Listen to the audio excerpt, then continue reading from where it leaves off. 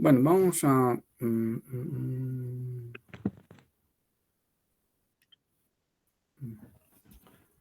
siguen llegando.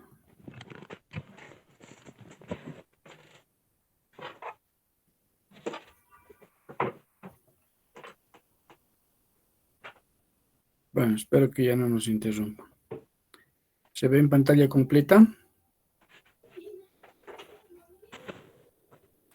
Sí, doctor, se ve. Ay, no digo. Ya los últimos que admitimos, ¿ya? ¿Qué hora es? 23:03. Bueno, vamos a empezar. El tema era angina crónica estable.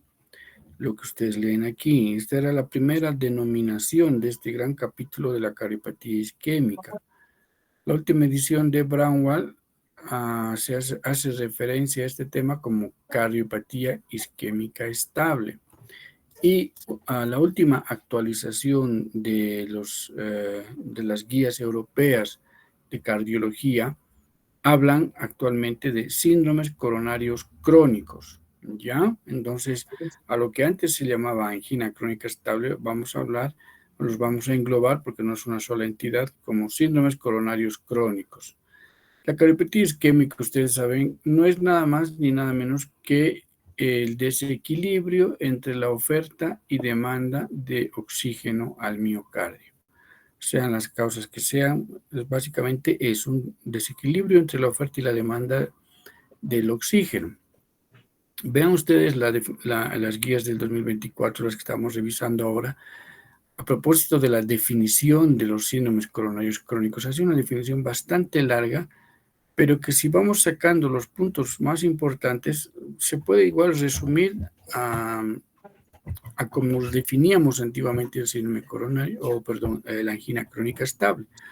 Dice, ¿no? Esta última actualización son manifestaciones clínicas que se producen porque alteraciones estructurales o funcionales relacionadas con enfermedades crónicas de las arterias coronarias o de la microcirculación.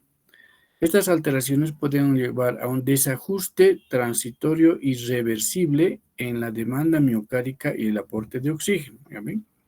Desequilibrio entre la oferta y demanda de oxígeno, que resulta en hipoperfusión. Al haber hipoperfusión hay isquemia. Pero no siempre hay hipoperfusión, dice frecuentemente, pero no siempre, provocado por el esfuerzo o el estrés emocional u otro tipo de estrés, y se puede manifestar como angina u otro tipo de malestar torácico o disnea, o puede ser asintomático. Vamos a ver en la clasificación clínica las formas de presentación. Los síndromes coronarios crónicos suelen ser progresivos y pueden desestabilizarse desarrollando a la larga un síndrome coronario agudo. Toda esta es la definición, ¿no? ¿Cómo definíamos angina crónica estable? ¿No? Hablábamos de un síndrome clínico, porque la definición de angina es un síntoma, ¿no? Hablábamos de dolor o disconfort o malestar o lo que sea de tipo opresivo, centro torácico o molestias en mandíbula, hombro, espalda, brazos, de una duración de 1 a 20 minutos. Para nosotros eso era angina crónica estable. El dolor o las molestias o lo que sea, que duraba máximo 20 minutos. Que se desencadena estas molestias, este dolor o lo que sea, por ejercicio físico, estrés emocional, comida copiosa o frío intenso, que se alivia con el reposo o la administración de nitroglicerina, y que no se modifica en cuanto a sus características en los 2 meses previos, ¿no? Tiene que ser la misma característica de presentación, ¿no? En cuanto a la etiología, la cariopatía isquémica en general, la causa mayoritariamente es la aterosclerosis, ¿no? Obviamente hay otras causas como el espasmo coronario, la embolia de las arterias coronarias, anomalías coronarias congénitas, origen anómalo de las coronarias, por ejemplo, enfermedad microvascular de la circulación coronaria. Y la presentación clínica, lo que decíamos, ¿no? 10 a 25% se presentan con la clásica o típica angina de pecho, o sea, molestia o dolor o disconfort retroesternal, centro torácico, desencadenado por estrés o por esfuerzo, aliviado por un reposo, etcétera, etcétera, ¿no? Pero también porcentaje entre 57 y 78% que tienen síntomas menos característicos de angina, no es la típica presentación como el dolor o un disconfort, etc. Luego también hay un porcentaje de pacientes, entre 10 a 15%, que presentan disnea de esfuerzo como equivalente de la angina, anginoso. Y hay que tener en cuenta algunas poblaciones de presentación inusual. Ejemplo, los ancianos, las mujeres y los diabéticos pueden tener formas poco usuales de presentación de la angina de pecho. La clasificación clínica, esto se hablaba, por ejemplo, esto viene del Journal del European Heart del 2006 y hacía mención, ¿no? esta forma de clasificar la angina en típica, atípica y dolor no anginoso, dependiendo de si presentaba 3, 2 o 1 o ningún criterio. ¿Cuáles son los criterios? Malestar o disconfort retroesternal provocado por el ejercicio y aliviado con anhidro. Si al cumplir estos 3 se decía que era una angina típica. Si cumplía 2 de estos, era angina atípica o probable. Y si no cumplía ninguno, ese dolor torácico probablemente era de otra causa, no era causa isquémica. La clasificación canadiense de la severidad de la angina también, bueno, se sigue utilizando más que todo para evaluar la severidad o la gravedad de los síntomas, ¿no? Habla de clase 1, clase 2, clase 3, clase 4. Veremos si hay alguien más en espera.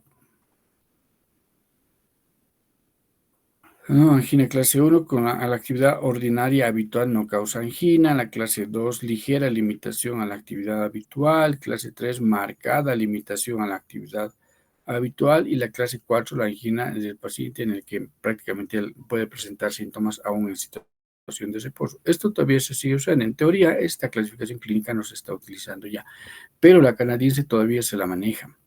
Y lo que les mencionaba, las formas de presentación clínica de los síndromes coronarios crónicos es variable. Aquí tenemos la típica, ¿no? La habitual, angina inducida por estrés o equivalente con enfermedad arterial coronaria obstructiva. Esa es una cosa.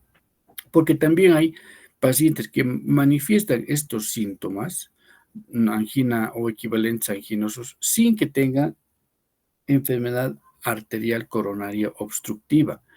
Cuando se presentan estas manifestaciones de isquemia miocárdica sin obstrucción de las arterias coronarias epicárdicas, estamos hablando de ANOCA o de INOCA, angina con coronarias no obstructivas o isquemia con coronarias no obstructivas. ¿Ven? Dos ya formas de presentación.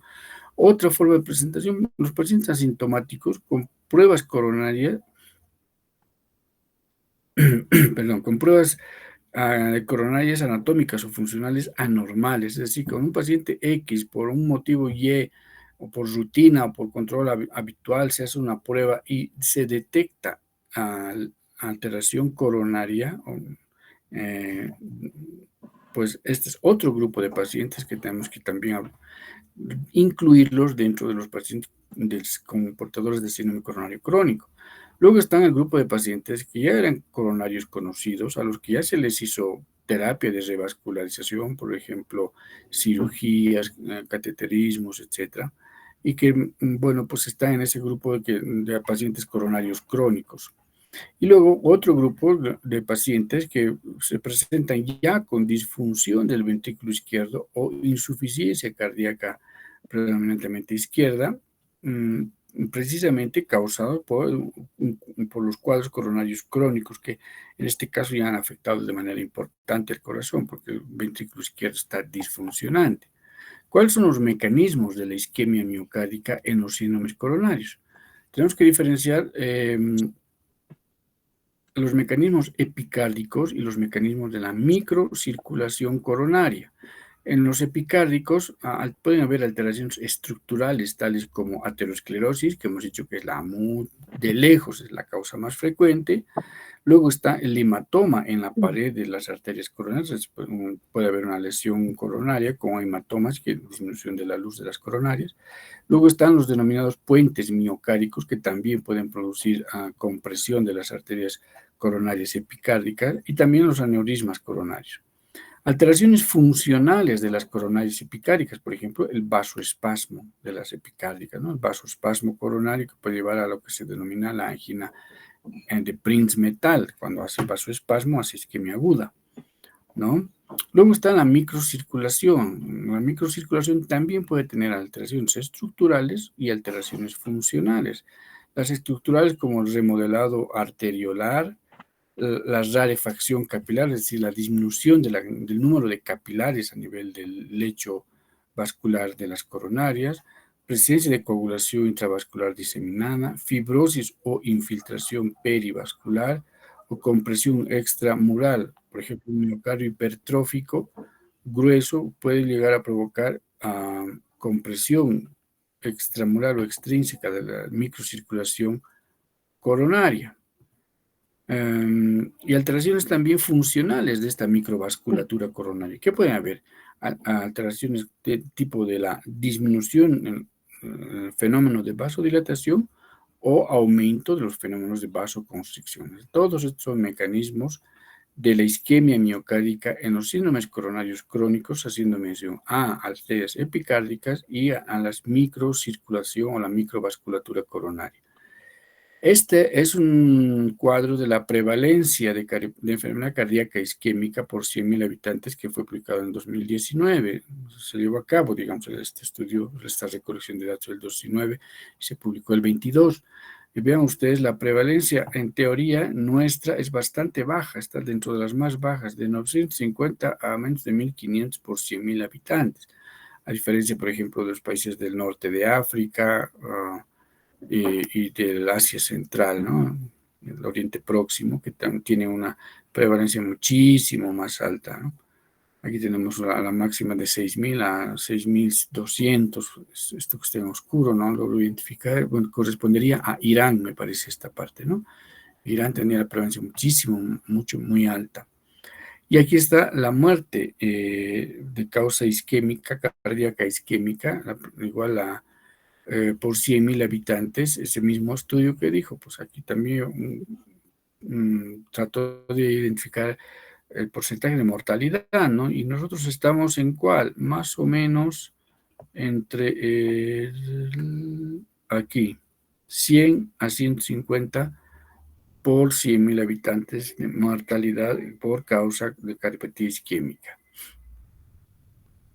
Entonces, la cardiopatia isquémica es actualmente un problema importante y un gran desafío para la salud pública, con grandes variaciones entre países en la carga de esta enfermedad. Y eso influye no solo la genética, porque hay países que tienen alta predisposición a hacer cardiopatia isquémica, como ustedes han visto, todo el norte de África, los países árabes fundamentalmente tienen esa predisposición.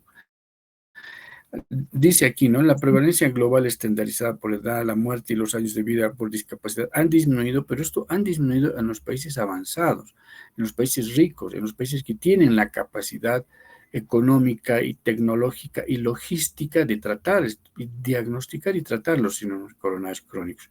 No creo que en nuestro país estemos con una tendencia a la baja en cuanto a esto, sino más bien probablemente cada vez veamos más cardiopatia isquémica crónica, ¿no? Y eso se refiere a esto. Todavía hay regiones y países que muestran aumentos, los que estaríamos nosotros, ¿no? La estrategia paso a paso para el diagnóstico y el tratamiento de los síndromes coronarios crónicos, bueno, estas guías del 24 proponen esta estrategia, ¿no? Una serie de 4 pasos para poder, uno, establecer el diagnóstico y luego orientar el tratamiento de los síndromes coronarios crónicos. El primer paso dice la evaluación inicial. Y la evaluación inicial se refiere a que la anamnesis, es decir, la historia clínica, que es lo importante, es exploración, anamnesis, examen físico, etcétera, y algunos métodos complementarios básicos, fundamentalmente el electrocardiograma en reposo y una bioquímica, pero vamos a ver una bioquímica general, un laboratorio general. Adicionalmente, dice este primer paso, se podrían realizar algunas otras pruebas como la radiografía y pruebas funcionales respiratorias para tratar de identificar que si con la historia clínica, etcétera, identificamos que los síntomas son por causa no cardíaca, pues hay que buscar otra etiología de la enfermedad, ¿no? En cambio, si los síntomas, en el otro extremo, digamos, estarían los síntomas cardíacos que orientan no solo a descartar, no a descartar en este caso, sino más bien a eventos más graves de la cardiopatía isquémica, o nos orientarían, por ejemplo, a identificar que el paciente no está cursando solamente con un síndrome coronario crónico, sino está haciendo un síndrome coronario agudo. En este caso, este tipo de pacientes hay que referirlos al servicio de urgencias o a la consulta cardiológica urgente, ¿no? Esas dos cosas en el primer paso. Vamos abordando cada uno de ellos. La historia clínica, hacer una historia clínica completa, hay que identificar claramente los síntomas, ya hemos dicho el dolor, molestia, etcétera, etcétera. Los factores de riesgo con los que viene el paciente, no es decir, no es lo mismo un joven de 18 años, deportista, que no fuma, etcétera, etcétera, a uno, ya no diré muy viejo, diré uno de 40, 50 años, hipertenso, obeso, dislipémico, fumador, sedentario, etcétera, etcétera, ¿no? Identificar todo eso y las comorbilidades también. Aquí están estas dos cosas muy importantes. Luego el electrocardiograma y los otros exámenes. La historia clínica hay que describir de manera detallada los síntomas para caracterizar el dolor, es decir, dónde está ubicado el dolor, habitualmente es centro torácico o retroesternal, excepcionalmente es precordial, aunque suelen confundir la mayoría de incluso los colegas formados, suelen describir como dolor precordial y en realidad no es dolor precordial. El precordio está a la izquierda del tórax, ¿no? Una cara anterior izquierda del tórax. La clínica de la angina crónica estable es más bien retroesternal o centro torácica, ¿no? La característica del dolor, opresivo o sensación de molestia, de disconfort, de malestar, la duración. En los coronarios crónicos no debe pasar de los 20 minutos de duración. ¿Qué los precipita estos síntomas? Ya hemos dicho, el estrés emocional, el esfuerzo físico intenso, comidas abundantes, frío intenso, etc. Y los factores que alivian el dolor, volver a recordar, ¿con qué le calma el dolor? Me tengo que parar, es decir, el paciente aquí está lo que se denominaba antes el paciente con el síndrome del mirador de escaparates, ¿no? Es decir, la persona que está ahí caminando, caminando, caminando, de pronto le viene la angina, se tiene que detener, como quien está mirando los escaparates en la calle, esperar un poquito y eso le alivia. Esa es la característica del coronario crónico, ¿no? Los factores que alivian. O el paciente coronario crónico que ya conoce su enfermedad y que ya sabe lo que tiene que hacer, es otro grupo de pacientes que, por ejemplo, caminan, le viene la angina, ¿qué hace? No solo se detienen, sino tiene en el bolsillo, en la cartera, en la billetera, sus pastillitas de nitroglicerina. Se aplican las pastillitas de nitroglicerina sublingual y le alivia. Factores que alivian el dolor. No olvidar, en cuanto a la historia clínica y el examen físico, que el principal método para el diagnóstico es la clínica. Un buen interrogatorio nos va a ayudar a hacer la diferenciación entre si el síntoma por el que viene el paciente es realmente de causa isquémica coronaria o es de otra etiología.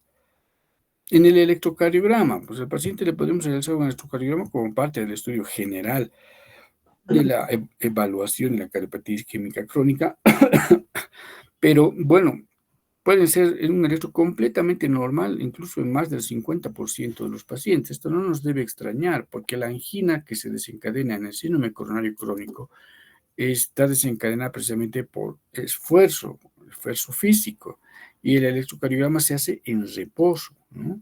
Entonces, esa es la diferencia.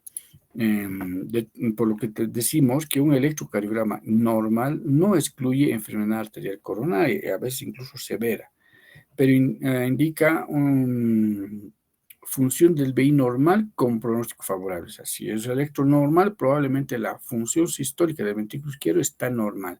Obviamente no está diciendo si hay o no hay isquemia. Entonces, podríamos considerar en este caso, por ejemplo, un electrocardiograma ambulatorio, un Holter, ¿no? Ponerle el dispositivo al paciente y decirle que vaya, que camine, que haga el esfuerzo que suele hacer, etcétera, etcétera. Y probablemente ahí podamos detectar los cambios eléctricos inherentes a la cardiopatía isquémica. El electrocardiograma anormal puede mostrarnos evidencia de un IAM previo. Dentro del espectro clínico que hemos visto, los coronarios crónicos, estamos los pacientes que ya son conocidos, ¿no? Que ya saben que tienen su cardiopatía isquémica crónica, que ya tienen su estena, ya se les ha hecho bypass o lo que sea, ¿no? Entonces puede mostrar evidencia de que en algún momento tuvo un infarto. Podemos hallar inversión persistente del segmento ST de la onda T, especialmente de B1 a B3. Esto se asocia con mayor probabilidad de desarrollar futuros eventos coronarios. Podemos hallar en el electrocardiograma datos de hipertrofia del ventrículo izquierdo. Y el solo hecho de hallar hipertrofia del ventrículo izquierdo se asocia a mayor morbimortalidad.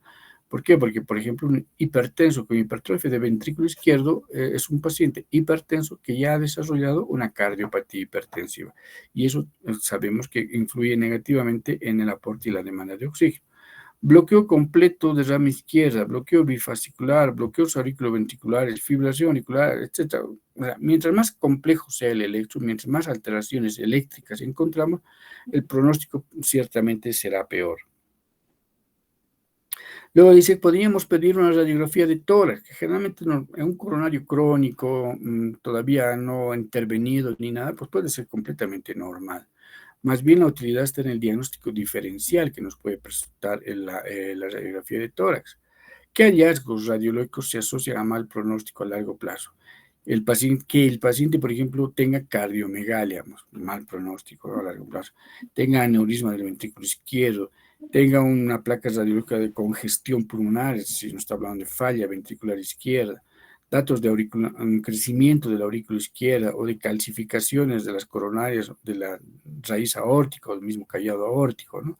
Entonces, esos datos serían, digamos, de peor pronóstico en los pacientes coronarios crónicos, a diferencia de una radiografía normal, en cuyo caso sí, evidentemente puede ser coronario crónico, pero el pronóstico es menos luminoso que en estos otros pacientes. ¿Qué laboratorio le pedimos en el paso 1? No se olviden, estamos en el paso 1. Pues un laboratorio habitual, ¿no? Que teníamos que pedir a un paciente con sospecha de evento coronario crónico. Perfil lipídico, hay que incluir el LDL, el HDL, el VLDL, básicamente, los triglicéridos, un hemograma completo, función renal, es importante, la parte metabólica complementar con glicemia y hemoglobina glicosilada, la diabetes, un factor de riesgo cardiovascular importante, y por lo menos una vez realizar determinación de la función tiroidea. Probablemente estos otros se puedan repetir dependiendo de la evolución y el tratamiento que le hagamos, lípidos, creatinina, etcétera, etcétera, pero lo más probable es que la función tiroidea se realice una vez y nada más. Pasamos al paso 2, ¿no?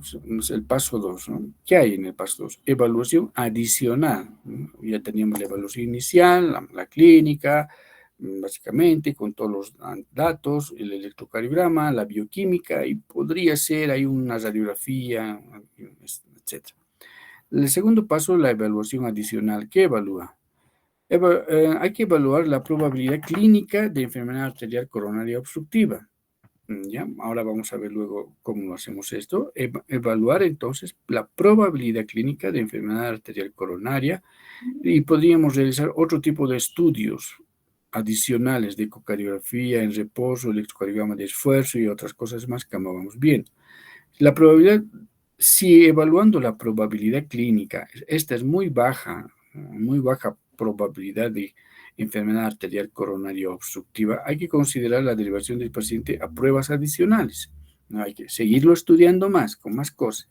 Pero si el paciente tiene muchas comorbilidades, es un paciente muy viejito, hipertenso, dislipémico, diabético, que ya le han cortado una pierna, que ha hecho un pie diabético, etcétera, etcétera, por lo tanto tiene una calidad de vida baja, probablemente no vayamos a investigar, a hacer más, a ahondar más en las pruebas de diagnóstico. Lo que podríamos hacer es simplemente y directamente indicarle tratamiento a este paciente, ¿no? Bueno, pero vamos en el otro aspecto y ahora revisamos esto, la probabilidad clínica de enfermedad arterial coronaria.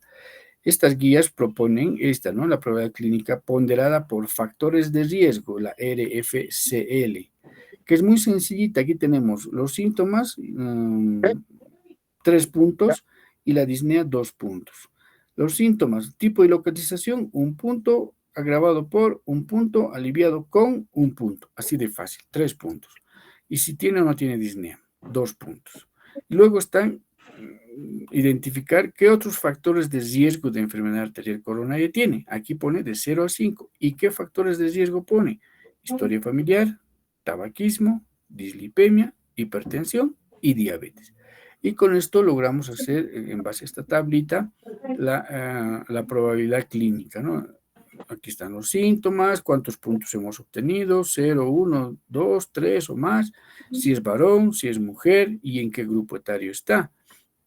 Otra cosa, los factores de riesgo. Estos factores de riesgo que decíamos del 0 a 5 está aquí, ¿no? Ver mujeres, 0 a 1 punto, mujer con 0 a un factor de riesgo y la edad. Por decir 70 años, pues 4%, ¿no? Y así sucesivamente hacemos esta cosa que hemos mencionado, que es la probabilidad clínica de enfermedad arterial coronaria obstructiva con, con esta escala, la RFCL, e identificamos a los pacientes. Luego, ¿qué otra cosa hacemos? Aquí dice ecocardiografía, reposo y algunas otras pruebas. La ecocardiografía, ¿para qué nos servirá? Para evaluar la fracción de eyección del ventrículo izquierdo, la movilidad segmentaria global del ventrículo izquierdo, el strain del ventrículo izquierdo, también puede ser del ventrículo derecho, la función diastólica que suele afectarse tempranamente en la cardiopatía isquémica, si hay miocardiopatía o valvulopatías asociadas de otro tipo, reumático, degenerativo, congénito, etcétera, etcétera. Evaluación y determinación del daño isquémico en el síndrome coronario agudo, o sea, si el paciente ya tuvo un infarto, pues cómo quedó su corazón, quedó muy deteriorado, con una fracción de eyección deprimida o no, etcétera. Se dice que no es de primera línea para el diagnóstico del dolor torácico, es decir, me duele el pecho y tal, hágale una eco, no es de primera línea, ¿no? Habrá que incidir especialmente en la historia clínica, anamnesis, examen físico, hacer un electrocardiograma y ver algunas otras pruebas. La cardioresonancia magnética nos sirve también para la evaluación de la función global y regional. El uso adicional de realce tardío de contraste con gadolinio puede revelar un patrón miocárdico cicatrizal, es decir, nos puede decir aquí ha habido un infarto, aquí está cicatrizado, aquí hay una área antigua de necrosis, etc. ¿no? Proporciona información sobre la isquemia mediante la evaluación de defectos de perfusión. Esto también, bueno, ya es inherente a la técnica como tal de la cardioresonancia. Otra prueba, la ergometría. Si bien tiene una sensibilidad y una especificidad no altas, tiene un rendimiento bajo para el diagnóstico de la enfermedad coronaria obstructiva. Se debe usar fundamentalmente para estratificar el riesgo de los pacientes. Y el problema de la ergometría es que cuando el paciente ya tiene de base un bloqueo completo de rama izquierda, un Wall Parkinson-White o es portador de marcapaso, esto interfiere con la repolarización y no es posible hacer una adecuada, una normal interpretación de la ergometría. ¿Qué otra cosa? Lo habíamos mencionado anteriormente, el Holter. ¿Por qué? Porque el electrocardiograma de superficie es una prueba tomada en reposo y estamos hablando de que la angina aparece con el esfuerzo físico. Entonces podríamos evaluar a estos pacientes con dolor torácico y palpitaciones. ¿Por qué? Porque además las palpitaciones, las más de las veces se producen por algunas arritmias. Entonces, si sospechamos arritmias, además de ello, le viene muy bien realizar un Holter. O detectar isquemia miocárdica silente. Hemos dicho en los ancianitos, en los diabéticos, muchas veces hacen isquemia y no se enteran, porque su condición física funcional precisamente hace que el umbral del dolor o alteración de a la microneuropatía en los diabéticos hace que el dolor no esté presente en estos pacientes, ¿no? Y en caso de angina, de sospecha de angina vasospástica. El tercer paso, íbamos por el segundo, tercer paso y es confirmación del diagnóstico y estimación del riesgo de eventos. Entonces, ¿cómo vamos a confirmar el diagnóstico? ¿Qué dice? Se recomiendan pruebas no invasivas adicionales en base a la probabilidad clínica, probabilidad intermedia, baja, alta, etcétera, ¿no? En base a la probabilidad clínica, pero también dice que una cosa muy importante, la disponibilidad, la experiencia del centro y las características de los pacientes.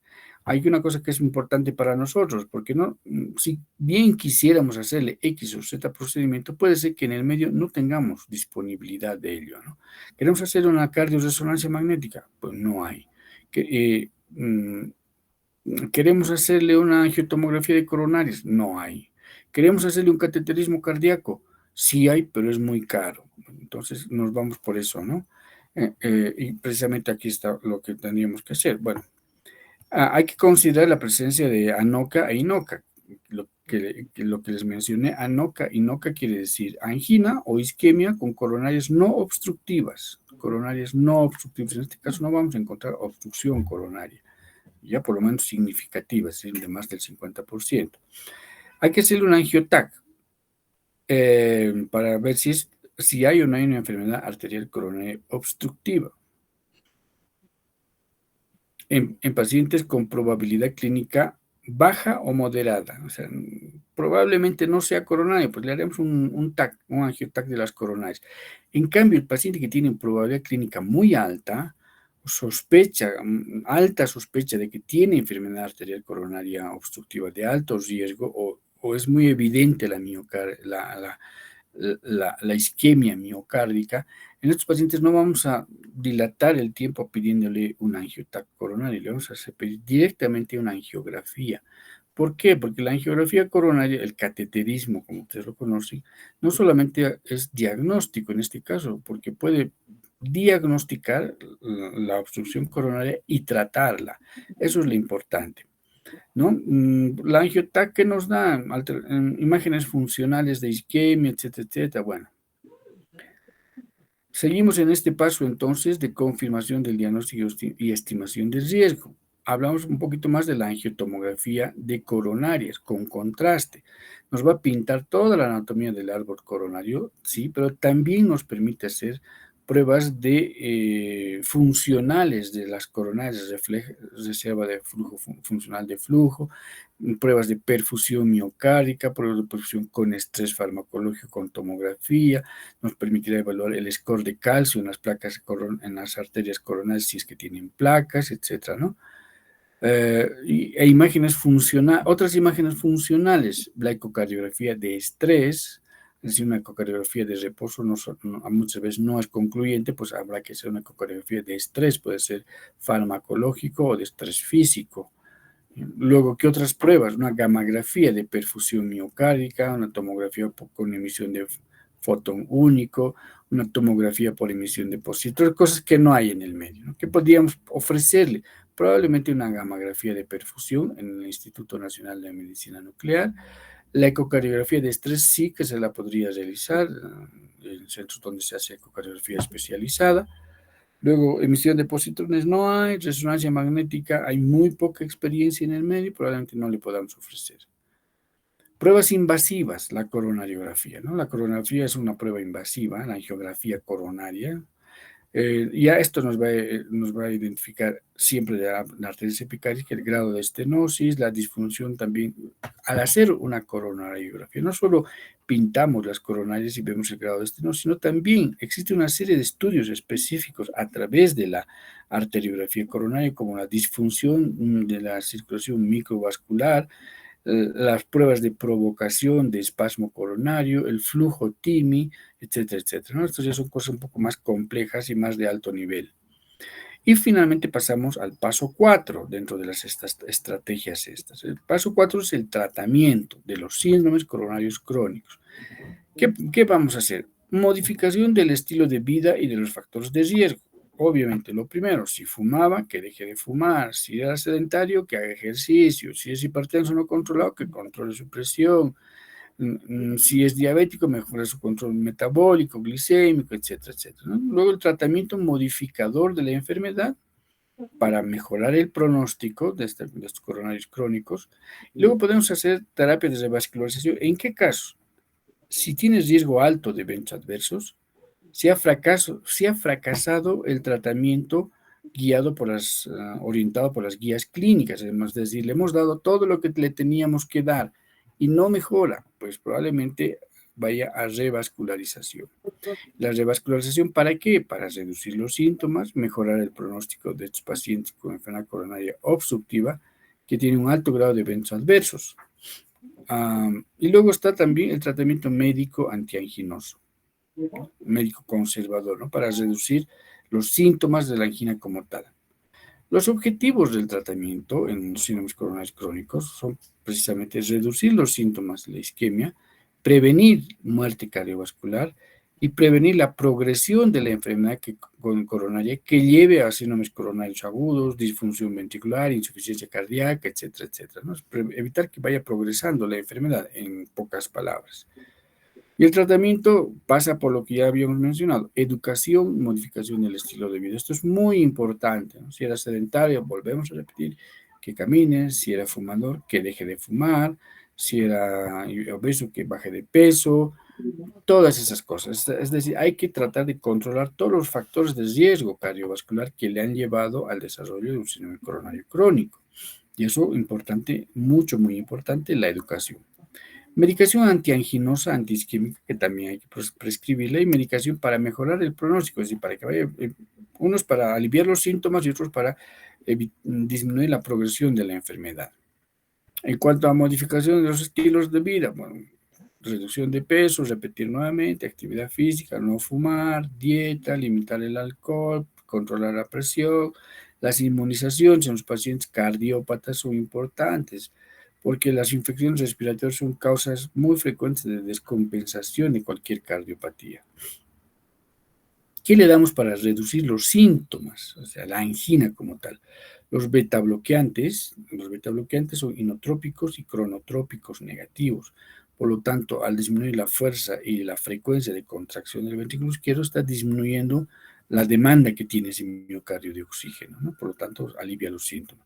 Los calcio antagonistas, si hubiera contraindicación para los betabloqueantes, se pueden administrar calcio antagonistas no dihidropiridinas, es decir, diltiazem, verapamil, porque también tiene ese efecto bradicardizante sobre el corazón. Si le queremos dar calcio antagonistas dihidropiridinas, los dihidropiridinas, el amlodipino, etcétera, son vasodilatadores, ¿no es verdad? Por su mecanismo de acción. Sirven sobre las coronarias, pero su efecto colateral es la taquicardia por la vasodilatación, taquicardia refleja. Entonces, estos necesariamente tendrán que estar con un betabloqueante previo. Inhibidores de los canales de potasio, la ivabradina también es un fármaco que se utiliza para bajar la frecuencia cardíaca. Si con betabloqueantes no logramos tener una frecuencia de alrededor de 60, podemos asociar la ivabradina al betabloqueante para tratar de bajar eso. Entonces, evitar el desarrollo de episodios de angina de pecho. Y cuando ya está con un episodio de angina de pecho, la indicación son los nitratos sublinguales, que lastimosamente en nuestro medio no los tenemos. Y a pesar de todo esto, hace episodios de angina de pecho, el paciente debería tener su nitroglicerina en la cartera, sea en tabletas, hay unos sprays de nitroglicerina, unos puffs que se dan bajo la lengua, que deberían tener, ¿no? Para aliviar los síntomas. Aquí en el medio teníamos no la nitroglicerina, sino el dinitrato de isosorbide en presentación sublingual, que no sé siquiera si todavía sigue existiendo, porque cuando uno receta, los pacientes no encuentran. Posibles fármacos antianginosos, los que mencionaba, ¿no? Beta bloqueante, nitratos, bloqueantes de los canales del calcio, aquí dihidropiridínicos, no dihidropiridínicos, y la ivabradina. Podemos combinar una serie de fármacos, ¿no? No conviene combinar, ¿qué? No está recomendado, dice, ¿no? El diltiazem o el verapamil con ivabradina. No es conveniente utilizar esto, ¿ya? Tratamiento médico para prevenir los eventos, los nuevos eventos. Dice, hay que tratar de reducir los eventos de angina, entonces hay que tratar de revertir la progresión de la enfermedad. Las estatinas, ¿no? Fundamentales para no solo bajar el colesterol total, los triglicéridos, el LDL, tratar de subir el HDL, etcétera, etcétera, sino también para estabilizar las placas ateromatosas. La aspirina definitivamente es importantísima. Los anticoagulantes, bueno, depende si tienen indicación para anticoagulantes. Por sí misma, los síndromes coronarios crónicos por sí solos no tienen indicación de anticoagulación. Esto se administrará, por ejemplo, si además tiene una fibrilación auricular, una cariopatía isquémica, una febris severamente deprimida, una válvula, etc. ¿Ya? Los IECAS, los ARA2 y los ARNI, que están en otro grupo, por ejemplo, en los pacientes que hacen insuficiencia cardíaca por cariopatía isquémica, además de todo lo que deberían recibir para la isquemia, se les puede administrar lo que se denominan los cuatro fantásticos, uno de estos fármacos, el IECA, el ARA2 o el ARNI. Y también están dentro de los grupos de los otros fantásticos en el tratamiento de la insuficiencia cardíaca, los ISGLT2 y los GLP-1. Estos son antidiabéticos orales, y específicamente el ISGLT2, dentro del cual está la dapaglifosina y la empaglifosina, se ha comprobado que tiene un efecto claramente beneficioso en los pacientes con insuficiencia cardíaca, aunque no sean diabéticos. La colchicina también tiene tiene una indicación clase 2A, no es una indicación clase 1. Entonces, esto para prevenir, puesto en el sentido de que el síndrome coronario crónico, hay un proceso inflamatorio crónico en la placa teromatosa, etcétera, etcétera, ¿no? Por ahí iría la indicación de la colchicina. Diagnósticos diferenciales del coronario crónico, el coronario agudo, ¿no? El coronario agudo manifestado como angina inestable o infarto de miocardio. Luego están los síndromes aórticos, ¿no? Disección aórtica, es una situación muy grave, muy delicada. Los hipertensos pulmonares severos también suelen cursar con dolor torácico de esfuerzo, ¿no? Pero a esto, bueno, hay que ver la sintomatología asociada, el electrocardiograma con hipertrofia del ventrículo derecho, etcétera, etcétera. La embolia pulmonar suele dar disnea súbita, dolor torácico, etcétera, etcétera, ¿no? Las pericarditis, un proceso inflamatorio del pericardio que suele cursar con dolor torácico. Pero este sí es, la pericarditis, el dolor es más precordial, es decir, más a la izquierda, en relación al isquémico, que es más al centro del tórax, ¿no? Es decir, las características peculiares de cada uno nos ayudan a marcar la diferencia. También hay alteraciones esofágicas que pueden simular dolor torácico. Por ejemplo, el espasmo de esófago puede simular un dolor torácico. Y lo paradójico es que si le das nitroglicerina a ese paciente, como es un vasodilatador, un relajante de la musculatura lisa, pues también la nitroglicerina suele aliviar el dolor por el espasmo coronario. Entonces, hay que ver otras cosas, ¿no? Regurgitación, etcétera, etcétera. Cólico biliar, que puede cursar también con dolor epigástrico. Hemos dicho que la angina, si bien típicamente es centro torácico, pero puede cursar de manera típica con manifestaciones, por ejemplo, en epigástrico. Y especialmente en los síndromes coronarios agudos. No es raro encontrar un paciente que acude por epigastralgia intensa, pero no urente, que se confunde con cólico biliar, con cólico intestinal, etcétera, etcétera, y está cursando con un infarto. El síndrome de Tietze, un proceso inflamatorio costocondral, alteraciones musculoesqueléticas, radiculitis cervical, las raíces posteriores de la columna, que pueden cursar con dolor, etcétera. Es decir, la gama de diagnóstico diferencial es bastante amplia, pero si uno es acucioso en la anamnesis, tendrá el 80% del diagnóstico hecho. Bueno, más o menos lo mismo para aliviar la angina en primera línea, los beta bloqueantes, ¿no? Obviamente los nitratos de corta acción, la nitroglicerina sublingual, que no hay en el medio, o la nitroglicerina en spray, que no hay en el medio, asociada a ¿qué? A beta bloqueantes. Y en segunda línea, aquí hay una serie de fármacos que están, bueno, esto salió, es una publicación ya antigua, en la actualización del 2024 no está esto, pero es importante saber, ¿no? Que existen fármacos. Aquí la ibabradina estaba en segunda línea. Ustedes ven que ahora está aquí arriba junto con los betabloqueantes, ¿no? El nitrato de acción prolongada. Sí que aquí tenemos uno, el mononitrato de isosorbide en una única presentación de 20 miligramos, no hay más. El resto de fármacos no los tenemos, ¿no?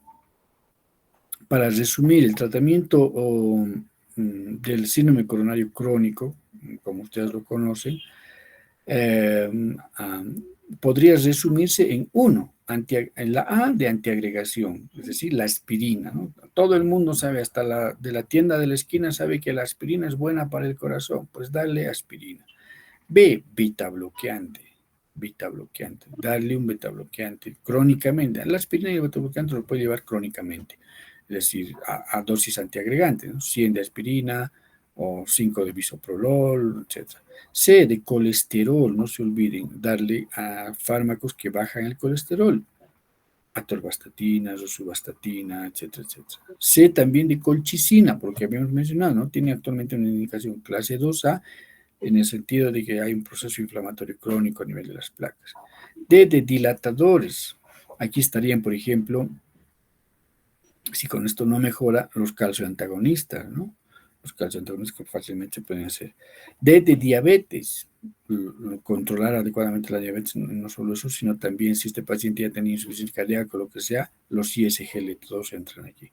E, educación, ejercicio y ECAS, ¿no? Y ECAS.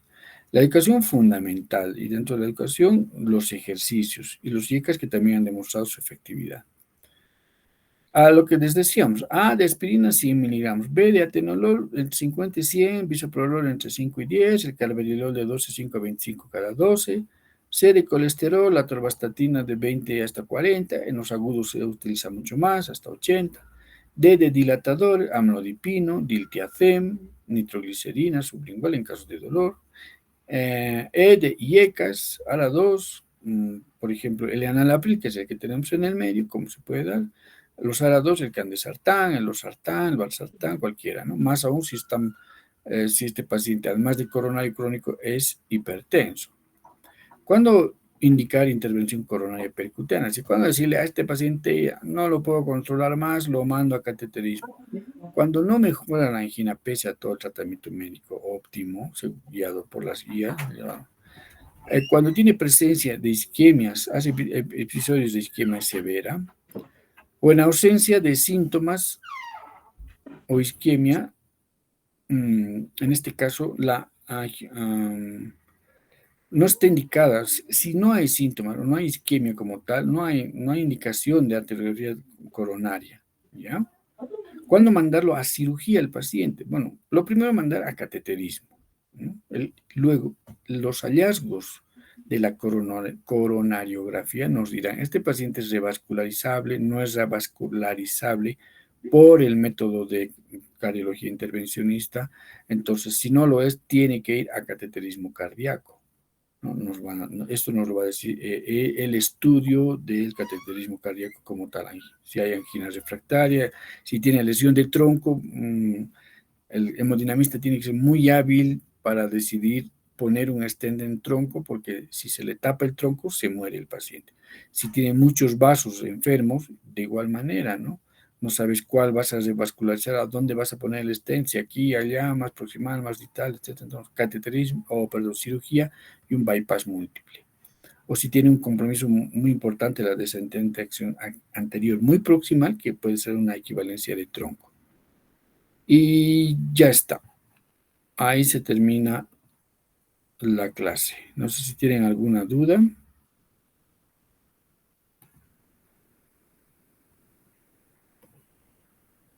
Nada, pues nada, si no hay dudas, cerramos la clase teórica, ¿listo? Hasta luego, chicos.